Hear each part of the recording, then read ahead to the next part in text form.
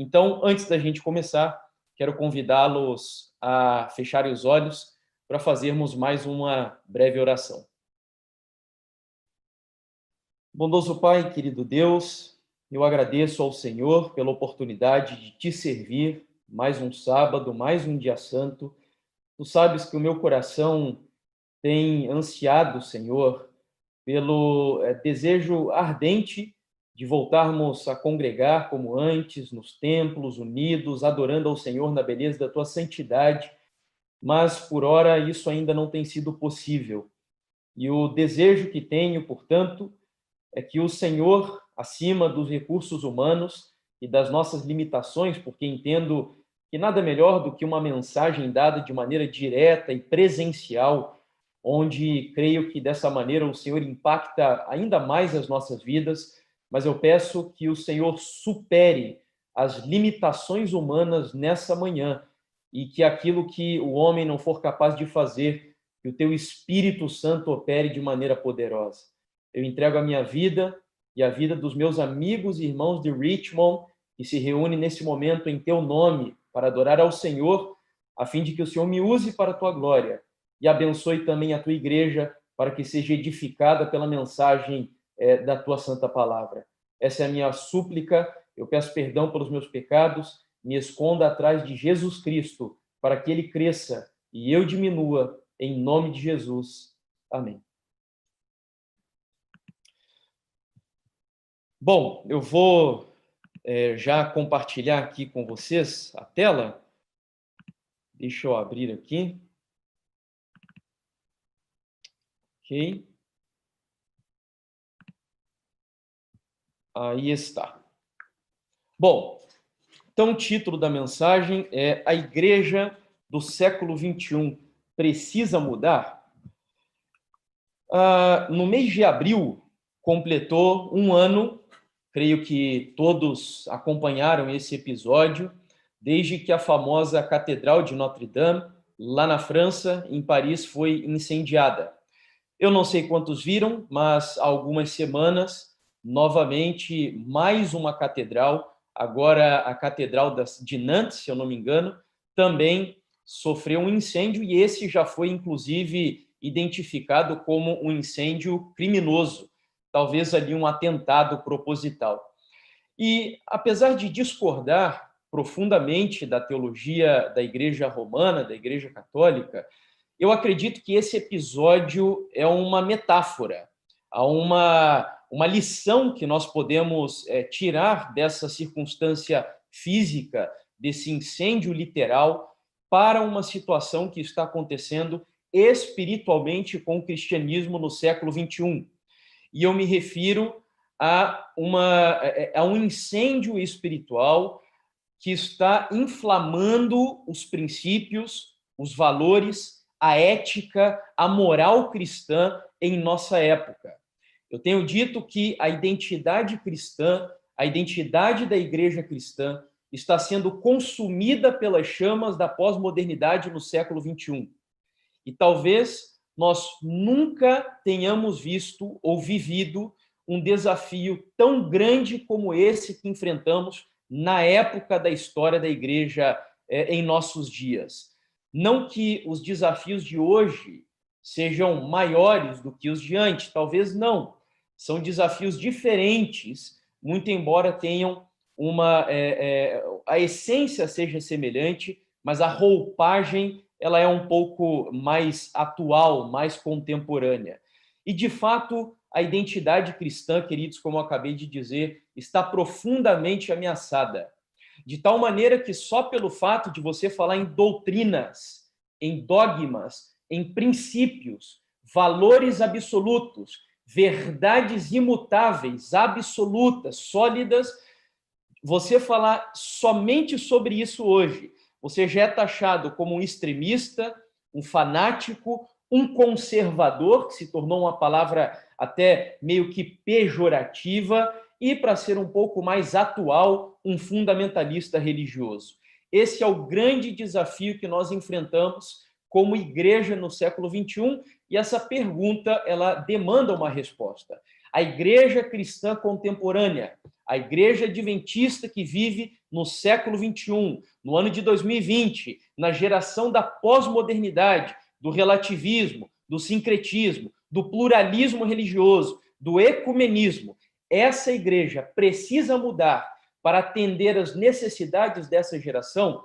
Essa vai ser a finalidade da nossa mensagem de hoje. E para começarmos, eu gostaria de lhes convidar para abrirem a Bíblia, embora a gente vai aqui expor também no slide, mas se puderem acompanhar na Bíblia, o texto é interessante, de Juízes, capítulo 2. Eu gosto sempre de começar as mensagens com uma história, de onde nós tiramos a referência para o decorrer do nosso tema. Juízes, capítulo 2, versículos 10 ao 11, diz assim: Depois que toda aquela geração de Josué e Calebe foi reunida a seus antepassados, surgiu uma nova geração que não conhecia o Senhor e o que ele havia feito por Israel. Então os israelitas fizeram o que o Senhor reprova e prestaram culto aos Baalins. Bom, para a gente contextualizar, depois de 40 longos anos de peregrinação, os israelitas chegam então em Canaã, liderados por Moisés.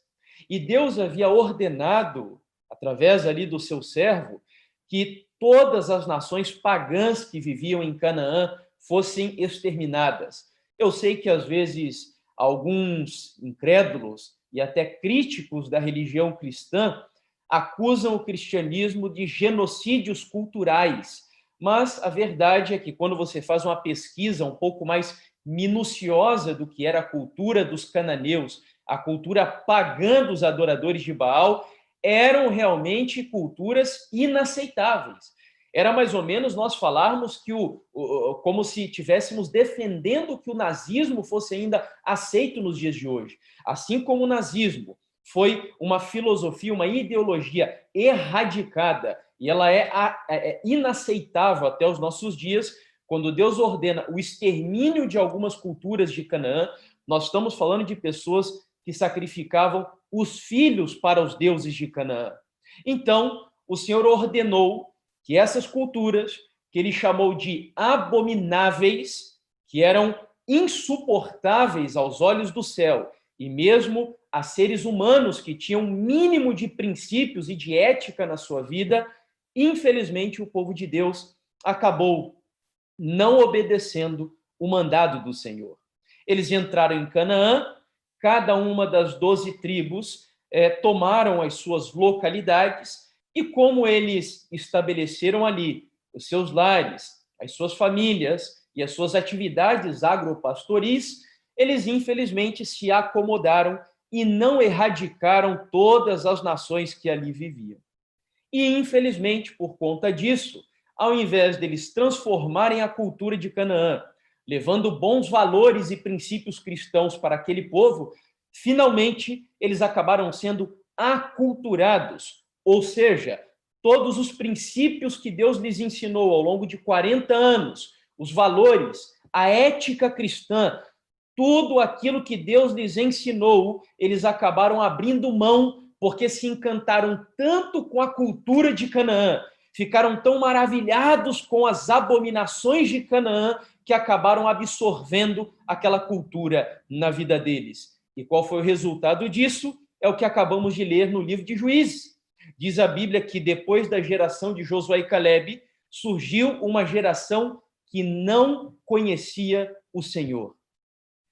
Eu não sei se você tem ideia do que isso representa e do que isso significa.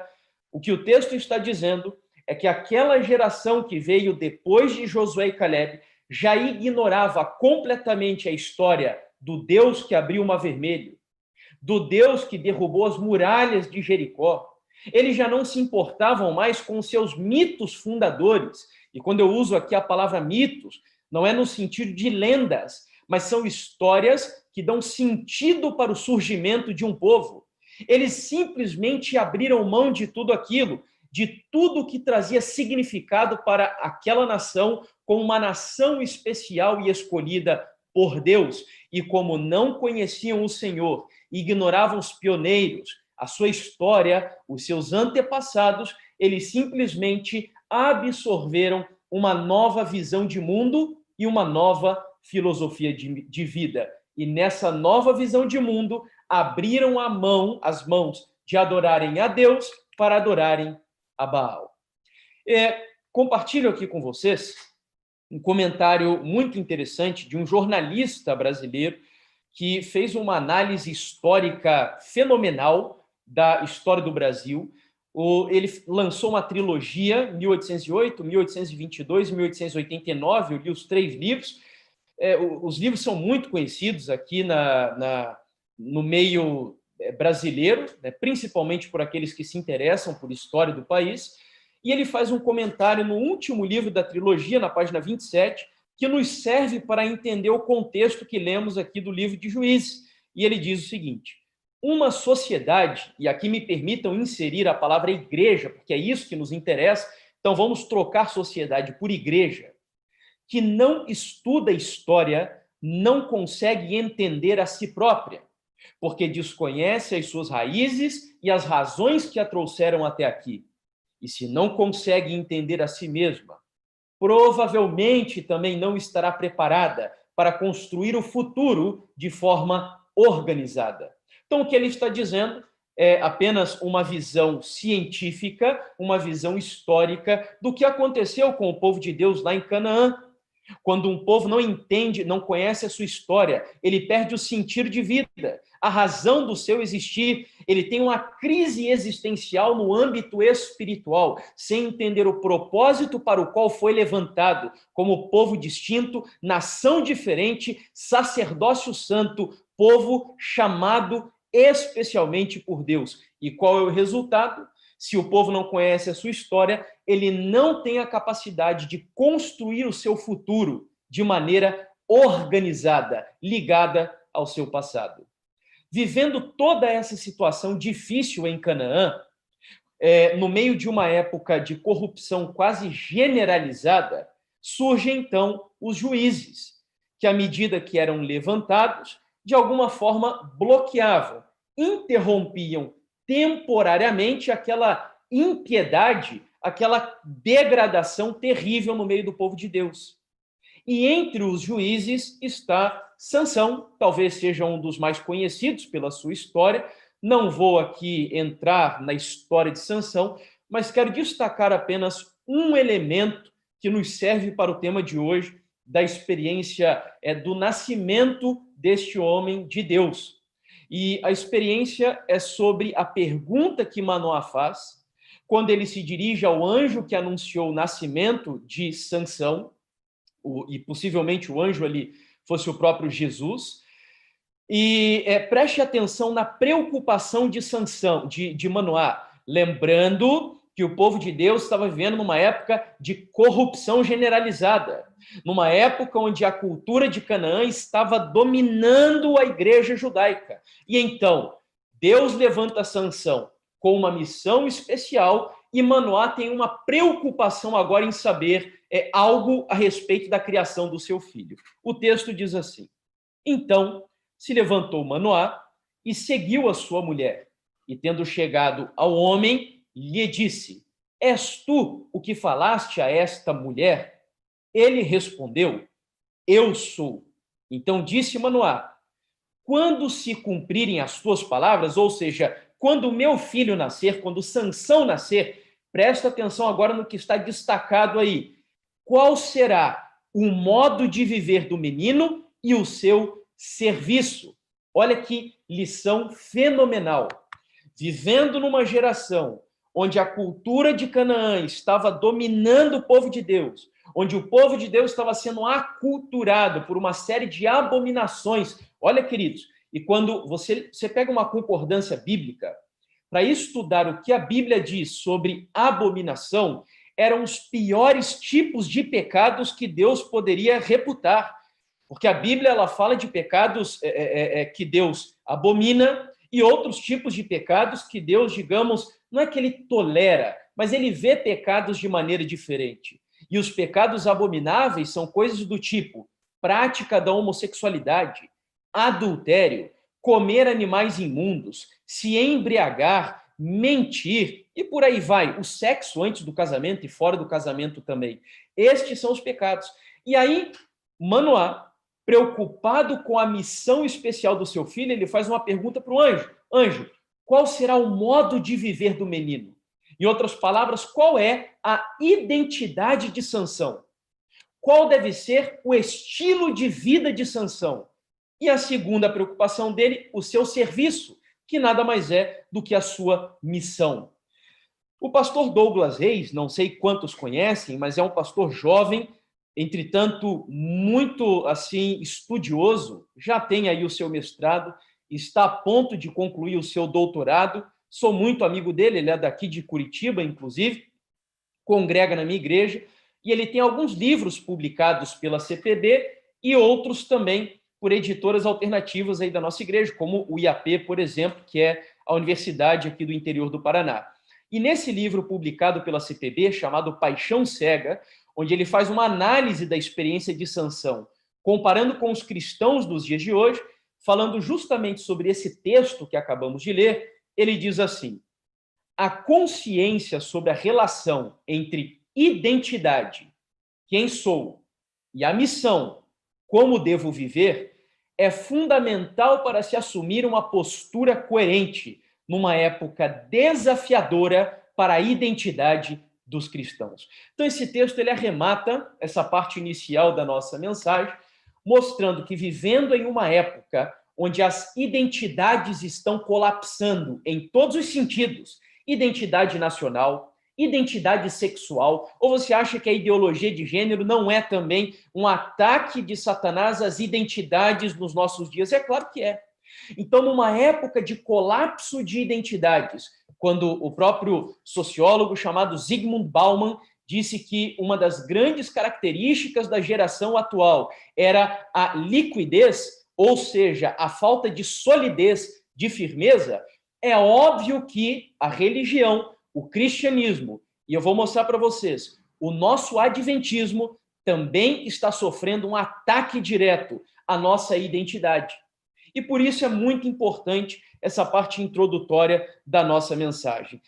Nós temos uma tradição religiosa que precisa ser seguida. E agora eu preciso abrir um pequeno parênteses aqui nesse nosso tema.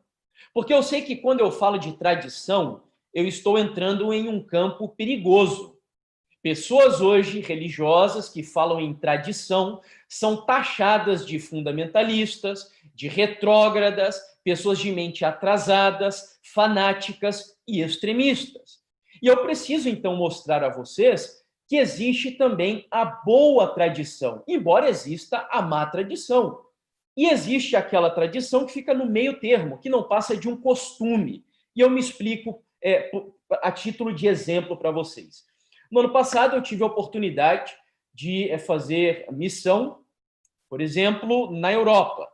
E eu observei um detalhe curioso, tenho a impressão que aí com vocês também é mais ou menos a mesma dinâmica, mas eu vi que lá os cultos começam bem mais tarde do que aqui no Brasil. Então, lá o pessoal inicia a dinâmica da escola sabatina e do culto 10, 10 e meia da manhã.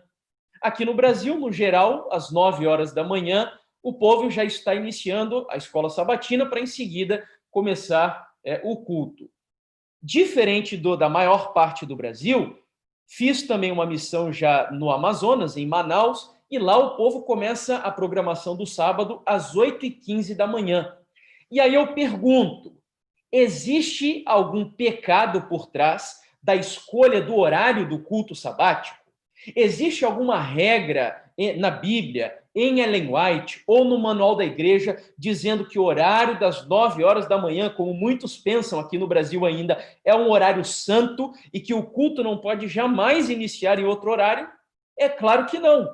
Então, isso é o que eu chamo de costume, que não é algo bom e nem ruim. Se eu precisar abrir mão dele, eu não preciso arrumar uma briga na igreja por causa disso.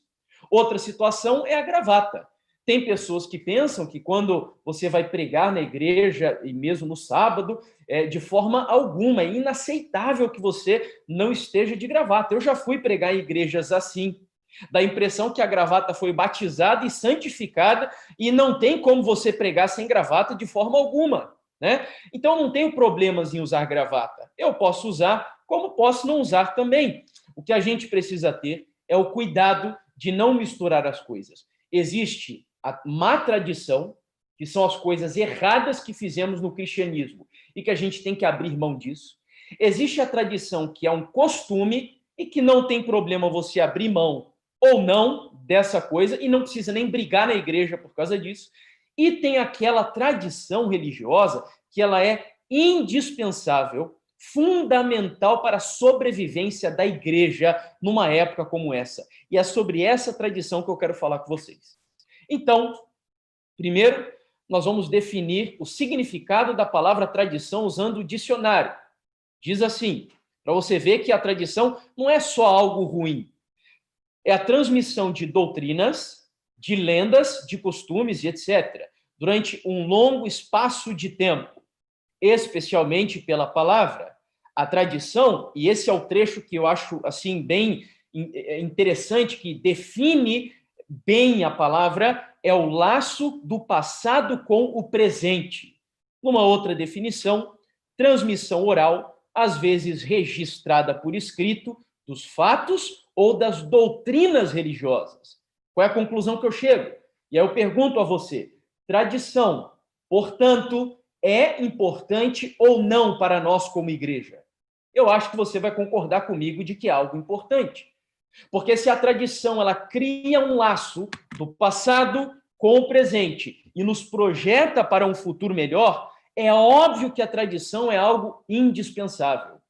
E aí mesmo na Bíblia, vejamos na palavra do Senhor, no livro de 2 Tessalonicenses, o apóstolo Paulo nos apresenta a boa tradição também. Embora Jesus tenha condenado a tradição dos fariseus, dizendo que aquela que era uma má tradição, mandamentos de homens, estava anulando os mandamentos da lei de Deus, aqui Paulo fala de uma boa tradição agora. Então vejamos o texto. Nós vos ordenamos, irmãos, em nome do Senhor Jesus, que vos aparteis de todo irmão que anda desordenadamente, e não segundo a tradição que de nós recebestes. O que o apóstolo Paulo está dizendo aqui, portanto, é que haviam pessoas no meio da igreja que queriam sempre inovar, que queriam sempre renovar, queriam adaptar a igreja para as necessidades de cada cidade, de cada região, de cada momento, de cada cultura. E Paulo disse assim, muito cuidado. Cuidado com esse povo que só fala de mudança, de modificação, de adaptação e que estão pisoteando, não a má tradição, mas a boa tradição que vocês receberam de nós. Os apóstolos, que são os pilares da igreja cristã, que é o fundamento do próprio cristianismo. Cuidado com aquelas pessoas que dizem, olha, é melhor não estudar profecia, por exemplo, porque profecia é coisa de gente radical. Cuidado com aquelas pessoas que dizem a Bíblia não é a palavra de Deus, ela contém a palavra de Deus. Cuidado com aquelas pessoas que vêm com novas invenções, querendo mudar os fundamentos, como eu disse, os pilares da igreja cristã e também do próprio adventismo. E a gente vai identificar que pilares são esses. Paulo, portanto, faz uma advertência dizendo que tenham cuidado para não abrir mão da boa tradição recebida pela história da igreja. O próprio Deus, no livro de Jeremias, embora não use a palavra tradição, vai, da mesma maneira, falar sobre a importância da história, do passado, dizendo o seguinte, um texto muito conhecido entre nós adventistas. Assim diz o Senhor, ponde-vos à margem no caminho e vede, perguntai pelas veredas antigas qual é o bom caminho, andai por ele e acharei descanso para a vossa alma. Mais uma vez, Deus aqui está nos mostrando que é seguro nós não desviarmos os nossos pés das veredas antigas. Perguntem para os pioneiros da igreja, para a história da igreja, para aqueles teólogos experientes da igreja cristã e igreja adventista. Tem gente que eu vejo hoje encantada, por exemplo, não me entendam mal, tá? Eu não digo que talvez essas pessoas não tenham boas contribuições, mas eu vejo muitos aí encantados com Rick Warren e ignoram totalmente pilares que foram estabelecidos por grandes teólogos, pioneiros e reformadores da igreja. Então, esse é o grande perigo. Eu devo julgar tudo aquilo que a modernidade me oferece por aquilo que já está muito bem pavimentado pela história da igreja cristã e história também do adventismo. Isso é o que nós chamamos de identidade e boa tradição religiosa. Como eu sei que nós vivemos em uma época assim muito científica e para tudo aquilo que falamos, nós necessitamos de comprovação científica, eu vou usar alguns dados científicos para mostrar a vocês que tradição, identidade e tudo isso é fundamental para a sustentação de qualquer grupo, seja ele social, religioso, nacional e etc. E o primeiro exemplo que eu quero usar é de um grande psiquiatra chamado Viktor Frankl. Ele foi o criador da terceira escola vienense de psicoterapia, chamada logoterapia. Não sei quantos o conhecem. Ele foi prisioneiro de campos de concentração pelo regime nazista, e a experiência desse homem é fantástica, não dá para a gente se aprofundar aqui. Mas, através dos seus estudos de observação, dentro do próprio campo, ele viu que algumas pessoas passavam por aquele momento muito difícil da sua vida de forma mais positiva e até, eu diria, otimista. E ele descobriu que o segredo estava em algo que ele chamou de sentido de vida. E no livro O Sofrimento de uma Vida Sem Sentido, ele fez um comentário logo no início do livro, que só esse parágrafo já valeu a pena ter comprado o livro para mim. E ele fala algo sobre tradição, dizendo assim, olha que fenomenal. Em contraposição ao animal ou aos animais, os instintos não dizem ao homem o que ele tem de fazer. Diferentemente do homem do passado, o homem de hoje não tem mais a tradição que lhe diga o que deve fazer. Mas a pergunta é, será que isso é bom? Será que quando nós perdemos a tradição que nos liga do passado com o presente, isso gera um ser humano mais maduro, mais sólido? Olha a conclusão que ele chega. Não é qualquer um, é um cientista psiquiatra. Não sabendo o que tem e tampouco o que deve fazer, muitas vezes já não sabe o que no fundo quer. Assim, só quer o que os outros fazem, que é o conformismo, ou só faz o que os outros querem que faça, o totalitarismo. E é justamente o que está acontecendo muitas vezes dentro do ambiente cristão. Muitos jovens que não têm tradição, que não se vinculam mais com a história da igreja, não sabem quem foi Ellen White, não sabem quem foi Tiago White, Martim Lutero, Wycliffe, Jerônimo Savonarola e por aí vai. Desconhecem totalmente a história da igreja e aí querem inovar, mas pensando que se libertaram de uma tradição do passado, estão simplesmente recebendo uma outra imposição dos nossos dias, que é o desejo de querer fazer o que os outros fazem ou o que um grupo diferente de pessoas ordenam que aquele jovem faça. É o que ele chama de conformismo ou totalitarismo. Um outro estudioso também, um antropólogo chamado Roberto da Mata, falando sobre tradição no livro Relativizando, ele diz: sem uma tradição, uma coletividade ou uma igreja pode viver até de maneira ordenada, mas não tem consciência do seu estilo de vida. Qual é a conclusão que eu chego aqui, então? Tradição está relacionada com o estilo de quê? De vida. Segue o texto. E ter consciência é se situar diante de uma lógica de inclusões necessárias e exclusões fundamentais, no exaustivo e muitas vezes dramático diálogo entre o que nós somos ou queremos ser e aquilo que os outros são e, logicamente, nós não devemos ser. Eu sei que isso tudo parece até muito óbvio para alguns, mas a verdade é que muita gente não compreende mais a obviedade do que está aqui nesse parágrafo. De que tradição está relacionada, de que ser um cristão está envolvido com mudança no seu estilo de vida, no seu comportamento. E ele chega a dizer que essa tradição ela é tão fundamental que ela vai determinar o que você é e aquilo que você não deve ser. Eu cito um exemplo. Antes de me converter, eu gostava muito de um cantor de hip hop, norte-americano inclusive, chamado Eminem.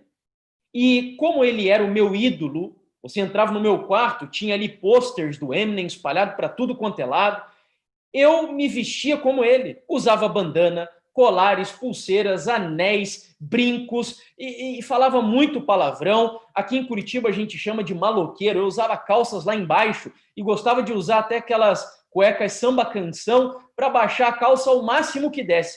Eu dizia que eu era uma árvore de Natal ambulante. E por que razão? Porque era a identidade do grupo com o qual eu me identificava. E uma vez que a tradição desse grupo implica numa mudança de comportamento, de verborragia e mesmo das vestimentas que eu usava, eu absorvia a identidade daquele grupo para mim. Por outro lado, diz aqui o texto também do Roberto da Mata, que a tradição ela também diz o que você não deve ser. E como aqueles que gostam de hip hop abominam, por exemplo, a música pop, na época eu detestava Backstreet Boys, NSYNC, Britney Spears, porque quem gosta desse estilo abomina o outro comportamento e o outro estilo de vida. Então, tradição mexe, altera, modifica o seu estilo de vida. Essa história que muitos dizem hoje que Deus se importa só com o interior e não com o exterior, é uma invenção do diabo para enganar e ludibriar o povo, porque o exterior, na verdade, reflete aquilo que vai dentro da pessoa. Bom, para a gente fechar essa parte científica, uma antropóloga também, chamada Kenya Kemp, que fez estudos até etnográficos, quem não sabe o que é isso, depois dê uma pesquisada, mas é uma grande autoridade também na área, ela diz assim: as vestimentas que usamos não são apenas utilitárias, servindo para nos proteger do frio ou do calor. Elas são carregadas de simbologias sociais. Por meio delas, comunicamos nossa posição social, nossa identidade, nosso estilo de vida e nossa condição emocional. Você entendeu o que ela disse ali? A vestimenta vai muito além do que você só escolher uma roupa para usar. Ela diz que a vestimenta mostra quem você é de fato. Ela está carregada de simbologias sociais, diz aqui a estudiosa. Isso parece óbvio, mas muitos hoje têm se esquecido dessa realidade. E aí, para a gente entrar na segunda metade aqui do nosso tema, eu quero explicar para você agora por que o cristianismo hoje, que sim, queridos, existem coisas que nós precisamos mudar. A nossa geração de hoje, ela não se contenta mais, por exemplo, com o conhecimento superficial da Bíblia. Não adianta você chegar só para alguém e querer pregar, sei lá, mensagens aí que, para nós, talvez, há uns 20 anos, 30 anos atrás, nos convenciam, sem uma argumentação bem racional, bem lógica na época de hoje. As estratégias, por exemplo, de evangelismo hoje, elas ganharam contornos um pouco distintos, mas o que nós não podemos aqui esquecer é que existe uma tradição, existe uma identidade que, se nós abrirmos mão dela, nós estaremos abrindo mão do nosso verdadeiro cristianismo e do nosso autêntico adventismo. E esse é o ponto. Tem cristãos hoje que, por exemplo, muito jovens, você vai achar absurdo o que eu vou dizer para você, mas eu tenho lidado com pessoas e jovens assim. Jovens, por exemplo, que estão indo para a cama, se relacionando sexualmente com outras jovens ou outros jovens antes de se casar. E dirigem escola dominical na igreja, dirigem escola sabatina na igreja, vão para o ministério de louvor, porque acham que isso não tem problema. Que o sexo lá no passado era uma questão cultural que hoje ela foi modificada. Afinal de contas, na geração de hoje já não é mais bem dessa maneira como era antigamente. Então, eu estou citando apenas um exemplo aqui, eu sei de muitos adventistas, porque eu já preguei isso nas igrejas, e já falei sobre esse aspecto, e pessoas vieram até mim depois agradecendo pela advertência, que termina o culto no sábado e vão almoçar em restaurante, e não acham que há problema nenhum em relação a isso. Mas isso é uma clara transgressão de uma verdade bíblica absoluta que está no próprio mandamento do Senhor. Então, a minha pergunta é a seguinte: por que cristãos que vivem nos nossos dias não conseguem entender que você fazendo coisas como essas, que na Bíblia são tão claras que é errado, que é pecado, por que as pessoas não enxergam mais essas obviedades? Por que hoje o argumento do amor, ele é o maior argumento para justificar tudo? Sincretismo, ecumenismo, enfim, uma série de coisas. E aí eu quero entrar numa área aqui com vocês que eu chamo de esquizofrenia espiritual. Nós vivemos em uma época onde os cristãos estão sofrendo de esquizofrenia espiritual. E a fim de explicar o que é a esquizofrenia espiritual, primeiro eu vou explicar para você o que é a patologia, tá? A patologia psiquiátrica. E cito aqui um exemplo, que eu acho que é mais fácil. Minha mãe, ela mora em um condomínio. E 2 casas ao lado da casa da minha mãe mora uma senhora que sofre de esquizofrenia. Mas os vizinhos não sabiam e, certa vez, uma vizinha, que hoje mora bem ao lado da casa da minha mãe, ela tinha acabado de se mudar para o condomínio e perguntou à minha mãe se a vizinhança era tranquila. E minha mãe disse que sim, já morava ali há vários anos e nunca tinha acontecido problema algum. E aí, numa das primeiras noites, no meio da madrugada, é um condomínio de sobrados, essa vizinha que havia se mudado há pouco tempo ouviu alguns golpes na janela do 2º andar da sua casa, que ela tinha um telhado na área de serviço, e aí lá sobre o telhado tinha alguém batendo na janela dela. E ela ficou desesperada. Quando ela abriu a cortina, uma senhora, que é aquela que vive bem ao lado da casa dela, estava pedindo socorro para ela abrir a janela imediatamente. E ela abriu, desesperada, e perguntou: Dona Elza, o que está acontecendo? E aí a Dona Elza chegou para a Vilma, que é a vizinha imediata ali da minha mãe, e disse: Vilma, deixa eu entrar na sua casa, me ajude, por favor. Estão lá dentro da casa ameaçando matar minha filha, querendo incendiar a casa, e eu preciso que você me ajude. E aí a Vilma ficou desesperada. Ela pegou a Dona Elza, colocou a Dona Elza dentro do quarto, ficou ali agachada por um bom tempo, vários minutos, sem saber o que estava acontecendo. E aí depois, eu não me lembro como essa história terminou, ela descobriu que essa senhora sofria de esquizofrenia.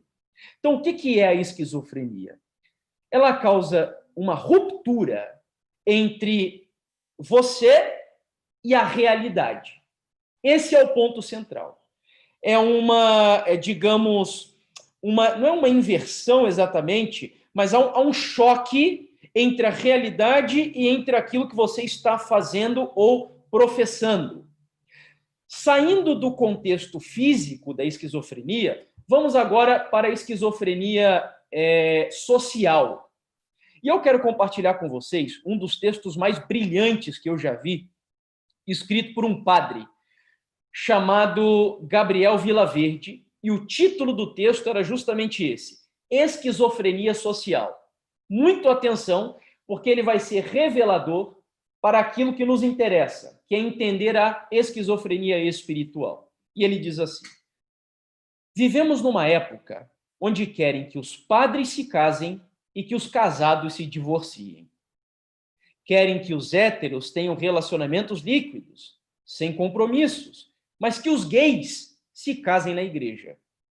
Que as mulheres tenham corpos masculinizados e se vistam como homens e assumam papéis masculinos. Querem que os homens se tornem frágeis e delicados e com trejeitos, como se fossem mulheres. Uma criança com apenas 5 ou 6 anos de vida já tem o direito de decidir se será homem ou mulher pelo resto da vida. Mas um menor de 18 anos não pode responder pelos seus crimes. E ele continua: não há vagas para doentes nos hospitais, mas há um incentivo e patrocínio do SUS. Eu acho que vocês sabem o que é o SUS, né? Que é o órgão público aqui do país responsável pela saúde pública. E o patrocínio do SUS para quem quer fazer mudança de sexo. Há acompanhamento psicológico gratuito para quem deseja deixar a heterossexualidade e viver a homossexualidade. Mas não existe nenhum apoio desse mesmo SUS para quem deseja sair da homossexualidade e viver a sua heterossexualidade. E se tentar fazer, é crime. Ser a favor da família e religião é ditadura. Mas urinar em cima de crucifixos é liberdade de expressão.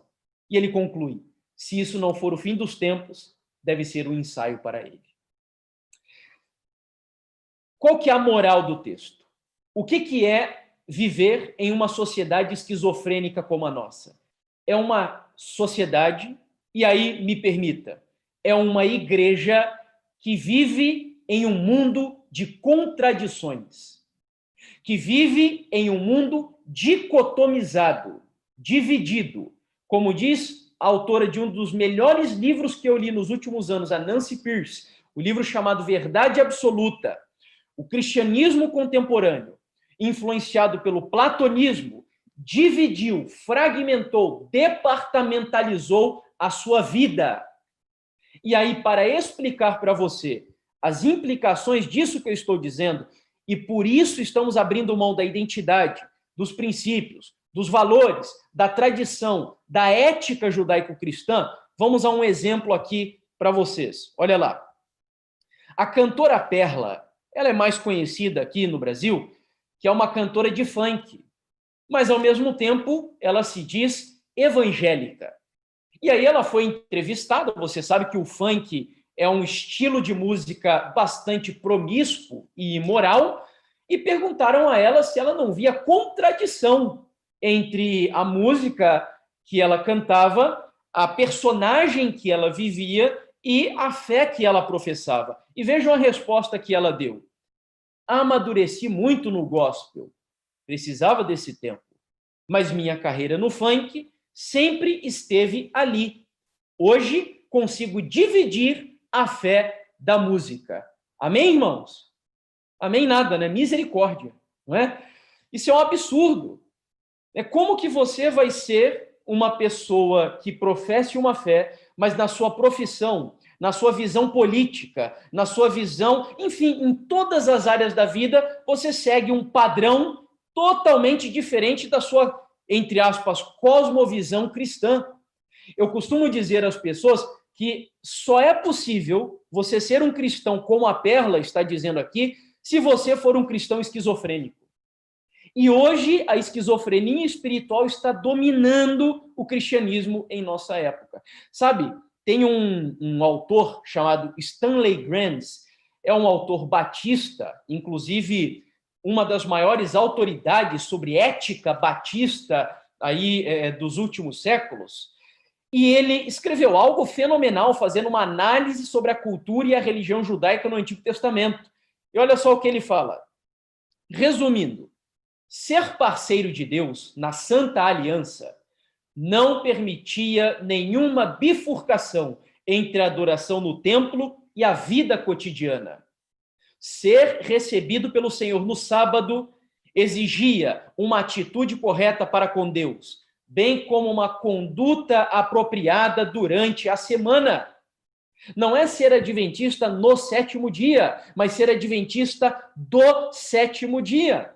É nas suas relações, na sua forma de viver, na sua alimentação, no que você assiste. Meus queridos, não entendam isso como assim uma fala direta a vocês, mas, de fato, o American Way of Life, que predomina aqui no Ocidente, ele está solapando os valores, a ética, os princípios e a moral judaico-cristã. Nós absorvemos tanto essa visão de mundo capitalista, não que eu seja contra o capitalismo, não me confundam, tá? Mas sem a ética cristã, porque esse é o problema. O socialismo já está mais do que comprovado que ele não resiste. O capitalismo, por sua vez, sem a ética cristã, ele consome o ser humano em um consumismo exacerbado que nos faz viver esse estilo de vida terrível que vivemos hoje. E como diz aqui o Stanley Grenz, Não existe bifurcação entre adoração no templo. Dentro da igreja eu me visto bem, corretamente, eu pareço um santo. Eu tenho dito, tá, que o nosso cristianismo hoje, ele é semelhante à besta que sobe da terra do livro do Apocalipse. Parecemos um cordeiro, mas falamos como um dragão. É a esquizofrenia aí envolvida, infelizmente, na vida espiritual da igreja. Último exemplo que eu cito a vocês, e aí estamos já a ponto de encerrar, essa é uma modelo evangélica também, chamada Aline Franzói. Ela participou de algumas novelas da Rede Globo aqui no Brasil, fez um ensaio sensual para a revista VIP, Ring Girl do UFC e finalmente foi convidada para posar nua na Playboy. E aí alguns diriam, não, mas ela não aceitou, não é possível que uma evangélica vá aceitar posar nua na Playboy. Olha, inclusive a foto que eu escolhi, eu cortei ali, mas ela está com a revista onde ela saiu como capa da própria Playboy, infelizmente. E agora veja o argumento que ela usou para defender o comportamento dela. Preste atenção. Sou evangélica e uso meu Facebook para dizer o quanto Deus foi e é poderoso em minha vida. E afinal, o que tem de errado? Olha o argumento. É muito relativo o que é certo e errado. Concilio não só essa nova carreira de modelo, concilio não só essa nova carreira, como a carreira de modelo também, pois na minha concepção, olha o humanismo aqui, o antropocentrismo aqui, Deus olha o nosso coração e a nossa intenção. Bom, vou passar esse texto, ele vai apenas reforçar o que nós já vimos do Harry Blamires. Depois, se você quiser, eu posso... Inclusive, eu vou colocar esse vídeo lá no meu canal também, aí você pode dar uma olhada com mais calma, mas ele reforça o que vimos sobre o cristianismo esquizofrênico. E, por fim, eu quero mostrar a vocês como o nosso adventismo está sendo profundamente, terrivelmente, e eu diria perigosamente afetado por essa geração de cristãos esquizofrênicos.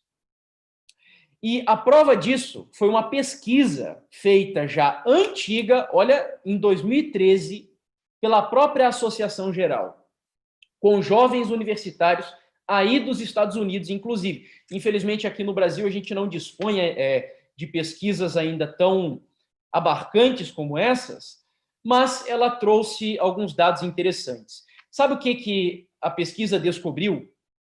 Que as gerações mais jovens de adventistas, infelizmente, e também alguns aí adultos, mas principalmente os mais jovens, estão abrindo mão, negando, descrendo, desacreditando cada vez mais das doutrinas mais peculiares à Igreja Adventista do Sétimo Dia.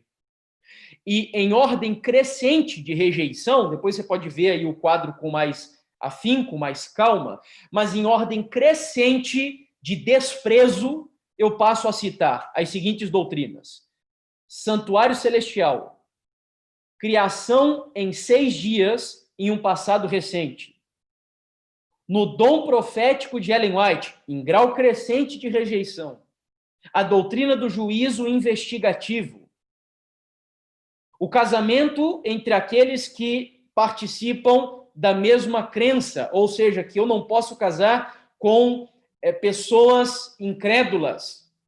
E, por fim, que é a doutrina mais desprezada pela geração aí mais contemporânea de adventistas, é que a igreja adventista é a igreja remanescente da profecia. Então você percebe com esse estudo como Satanás está atacando os pilares do adventismo. Eu não tenho tempo, quem sabe numa outra oportunidade, mas é uma das mensagens assim que tenho pregado por onde passo, é justamente mostrar qual é, portanto, a identidade e a missão da igreja adventista. Por isso até o meu ministério é chamado de Última Verdade Presente. Meu canal também tem esse nome. Não é que, então você está aí se achando que vive na geração última que pregará a verdade presente. Não, é porque isso tem a ver justamente com a própria identidade da igreja adventista. E o que citamos aqui agora, que são as doutrinas mais rejeitadas aí pelos jovens, são justamente as doutrinas que moldam a identidade da igreja. E por que isso? Porque, infelizmente, essa situação de esquizofrenia espiritual está afetando e muito, né, a nossa juventude. Os dois últimos textos que cito são esses aqui, um de Ellen White e o último do pastor Jan Zukovsky. Ellen White disse assim: muitos conhecem tão pouco acerca da Bíblia que sua fé é instável. Removem os marcos antigos e as falácias e ventos de doutrina os levam para cá e para lá. A ciência, falsamente assim chamada, está minando os fundamentos dos princípios cristãos. Esse texto é uma profecia que está acontecendo hoje. E os que uma vez estavam na fé vão se afastando dos marcos, da tradição, da identidade, dos pilares. E olha, atenção aqui agora, ela não vai usar o nome esquizofrenia, mas essa última frase, Ellen White diagnosticou a esquizofrenia, infelizmente, no cristianismo nos dias de hoje. E se divorciam de Deus, enquanto ainda professam ser seus filhos. Você entendeu? Ah, eu amo a Jesus. Jesus, tu és tudo para mim. Mas a vida está dos avessos. As crenças não têm absolutamente nada a ver com aquilo que a pessoa professa. É isso que Ellen White está dizendo nessa última frase. É a esquizofrenia espiritual explicada, sintetizada em uma única frase. E por fim, queridos, mas irmão Jefferson, então, você está querendo dizer com essa mensagem que a igreja não deve mudar no século XXI? Uso as palavras do pastor Jan Zukovsky, que é professor de teologia, inclusive de história da igreja, aqui no NASP de Engenheiro Coelho, em São Paulo. Ele disse assim: a grande questão para a igreja adventista hoje, quando ele fala de igreja adventista, sou eu e você, os cristãos, tá? Graças a Deus a instituição não mudou e ela não vai mudar. Porque Deus disse que, embora a igreja pareça prestes a cair, em nome de Jesus ela não cairá. Eu acredito nisso. E quem vos fala aqui é alguém que durante 10 anos foi um perseguidor da igreja adventista do sétimo dia. Eu era católico, saí do catolicismo, fui para um grupo dissidente da igreja que não cria na Trindade e passei 10 anos combatendo o adventismo, dizendo que a igreja era a Babilônia. Até que Deus me pegou, quem sabe um outro dia eu posso contar o testemunho para vocês, levou eu e a minha esposa para viver um ano no deserto do México, dividindo com os Estados Unidos, um ano quase vivendo ali, e foi ali que Deus me humilhou até o pó. E eu entendi que eu estava errado. E a partir daquele momento eu compreendi que essa igreja é de Deus, que ela vai passar por lutas, que nós estamos vivendo um momento terrível, terrível, mas como disse o Senhor Jesus, as portas do inferno não prevalecerão contra ela. E eu acredito nisso. Porque Jesus está o leme desse povo.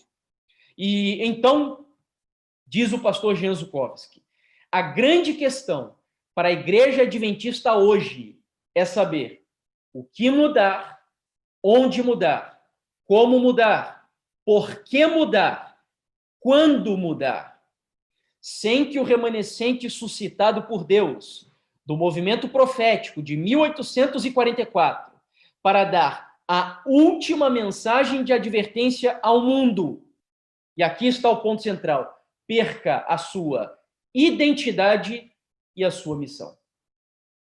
Esse é o ponto, queridos. Eu não sou contra mudanças, eu não sou contra você se adaptar, desde que os princípios sejam inalteráveis, inamovíveis. Eu estou vendo muitos cristãos hoje, muitos adventistas, voltando a usar joias assim naturalmente e tomando uma série de coisas que antes a gente preservava, sem se preocupar com a teologia que está por trás disso. Sem se preocupar com os porquês disso, entendeu? Nós vivemos hoje, infelizmente, no que eu chamo de teologia do nada a ver.